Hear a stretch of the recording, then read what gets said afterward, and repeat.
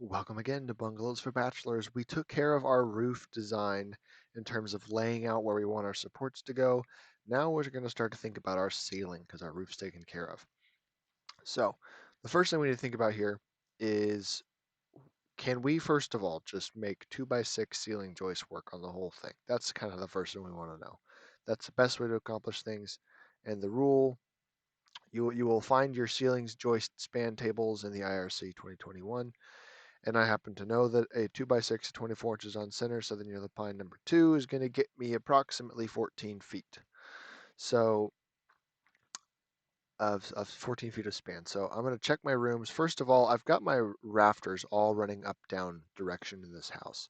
So if I can run my ceiling joist in the same direction, that just kind of makes things a little cleaner when I'm framing. So am I good to go here? So I happen to know over here on this side, I'm already doing trusses here. So I've already got the 2x6 ceiling joist running this way. That's already pretty much been designed. I'm expecting to do that. So the real question is, in this living room and this master bedroom, is this span more than 14 feet? And this dimension's telling me that that's 14.6 from that side of the wall to that side of the wall. So we'd subtract approximately 4 inches from that 14.2. I'm overspanned. I have too much span here, too much distance between wall to wall for the 2x6 ceiling joist at 24 inches on center. So it's Southern Yellow Pine number 2, specifically that one. But that's standard for what we're going to use. So I can't do that. So I could just bump up a size, 2x8s. Boom. Happy dandy. Everybody wins. I know that this living room span is the same as this master bedroom span because I have this beam here.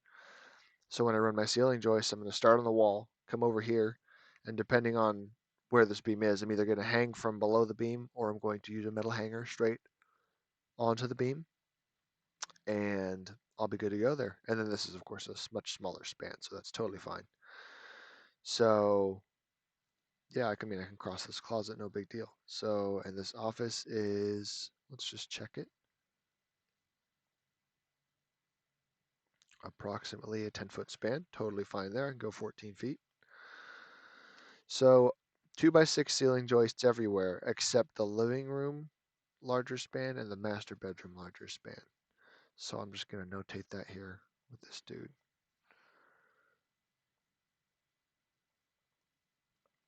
2x6 ceiling joists. Oh, well, actually, sorry. This room is 2x8 ceiling joist, Southern Yellow Pine number 2, 24 inches on center. I'm going to copy and paste this, put it over here, and this room too. So that's just a note to remind me what I'm anticipating, so that when I go and try to count things later, I know what I selected. And I would probably take some text and write somewhere else that I was anticipating to use 2x6 ceiling joists everywhere else, but I happen to know that's like the default. So that's just what I got.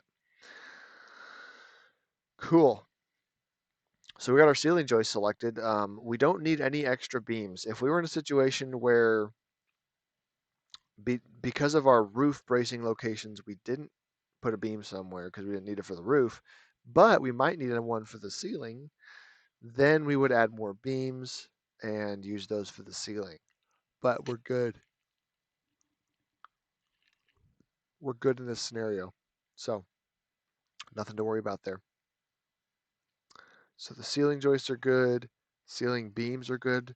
We don't.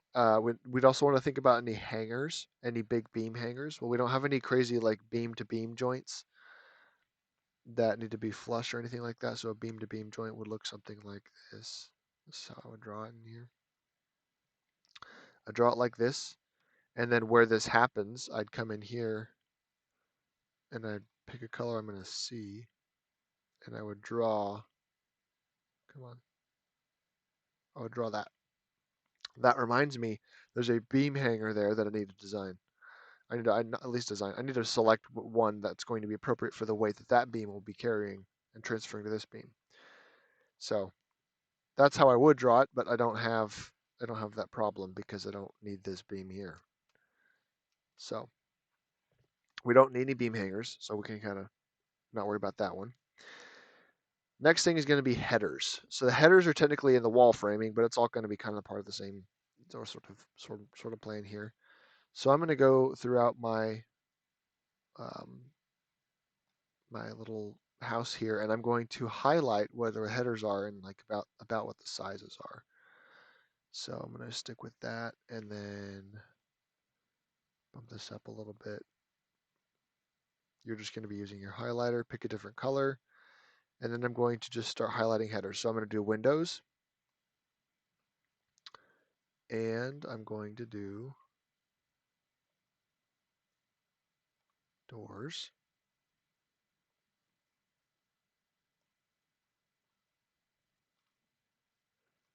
So your job here is to basically catch your eye with the colors so that you see visually, oh, there's a member here. I need to be thinking about this thing. Some builders who, of course, most builders aren't actually building the houses themselves. They have this framing crew. So they will just basically tell their framing crew, just make all the headers 2x6s, except for the ones that need to be bigger than that, because that's just easier. But we can get away with less than that sometimes because we don't need a whole 2x6. If there's it's a non-load bearing wall and there's literally nothing sitting on it, then you only need a flat 2x4. Now there are some cases where you wouldn't want to do that. You'd really want to have like maybe a doubled up 2x4 turned vertically, just like a regular header, because sometimes walls can be abused around doors. Kids slam doors, people get angry, that kind of thing, right? So I've got all the doors. Oops, I moved my note. Let's do this guy. So here's an interesting scenario. So these double windows, these are all the windows are the same size. They're all 3050 windows. So if a 3 foot wide window, that's going to get a framed opening exactly 36 inches wide. And the window's usually slightly undersized to fit inside that. So if this opening in the framing is exactly 36 inches, and this one's 36 inches, and they're spaced center to center 3 foot 3 inches, why was this designed this way? Well, it's because this is designed for there to be two jack studs in between the windows to frame them out. Now, on normal door or window framing, you would have on one side you'd have the jack stud, which holds the header, which is cut below the header, and then you'd have a full height stud, king stud, around that to go all the way up to the top plate. Well, you can't do that in this case because I only have 3 inches here, and I definitely need the jack stud because I have to hold the header, and I can't fit another king. If I had 6 inches, well, if I had 4.5 inches, then I could fit one king stud in the center between the two of them and then go all the way up to the top plate, but I can't. So I happen to know that when I build this, this is going to be one piece of header. It's going to go from here all the way over to here, but I'm going to have support in the middle. So it's effectively going to be like I have two smaller headers. So in fact, it will even be a little bit stronger than two individual headers because it's one continuous piece of wood. So we're going to fill in the rest of our headers here. So a pocket door. So a pocket door frame is framed all the way out to the assembly of the pocket door. Imagine this is one big assembly that's just popped into the wall. You need an opening in your wall framing for the whole chunk. So the header goes over the whole thing. That's a tricky one to watch out for. Got to make sure that you make that one big enough. That looks like all of them. So I got my headers drawn in, so cool. I got those taken care of. I at least want to know that I know where they are, but I want to make sure that they're highlighted so I can catch them and give them a size later on.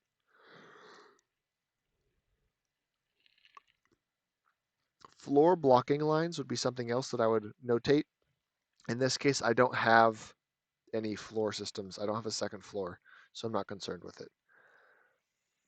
And attic storage area. So in this case, you'll notice that the architect drew an attic access door here. Now, whenever you see an item like this and it's got this triangle, the pointy part of the triangle is the hinge. So this guy is going to hinge like that. It's going to open downward like that. So you're going to enter from this direction into the attic entry. So if that's intended to enter that way, then we can possibly presume that, we only have about 4 to 5 feet of clearance at the ridge here. So this is going to be a short attic. We can't get very far. We can't do too much. So we also have some roof braces here that are going to be sort of in the way. So we're going to, if it's us, we get to decide where we want the attic to be. If it's somebody else, then we'd want to ask them where they want their attic storage to be. But let's presume that it's going to be in the office master bath area, just right around here. So what we're going to do is we're going to color that in here. So if I have an attic access area and I want it to be, I got the center of the space here. So remember, the closer you get to the edge of the roof, the less height you have. So when you're up next to the roof, you can't really store things over there, so you can't really put the weight over there. So the usable space for storing weight is likely going to be something like this. That's likely going to be attic. Now, let's say that's what all I wanted. If you wanted to extend it farther into the master bedroom and the living room, you could. You would just have to account for the different weights. And you'd have to go back to your table. Excuse me. You'd have to go back to your table in the IRC and select a different weight category. So a natural ceiling by itself with nothing in it is going to be the 5 PSF dead load, 10 PSF live load. But an attic storage is going to be 10 PSF dead load, 20 PSF live load. So that's going to stress the ceiling joists more, which is going to reduce their spans. So if I were to extend this attic space into the master bedroom, then I have to really check to make sure the 2x2x8s in the new table at 24 inches on center can hold that extra weight on the living room and the master bedroom side. But in this case, I know that I have a hallway, got walls really close together. Oops. And I got this master bath, walls are close together. The office is, I think, only 10 feet, so I'm fine there. There's no problem, especially because I'm not putting all of the whole room is not attic storage. It's only part of it, so I'm fine there. I'm not violating anything. So keep in mind where you want to put extra weight in your attic because it's you want to account for that. So takes care of the attic. And the next thing we were going to work on is going to be starting to look at some calculations for anything we have to calculate in our plan. So we'll move on to the next video.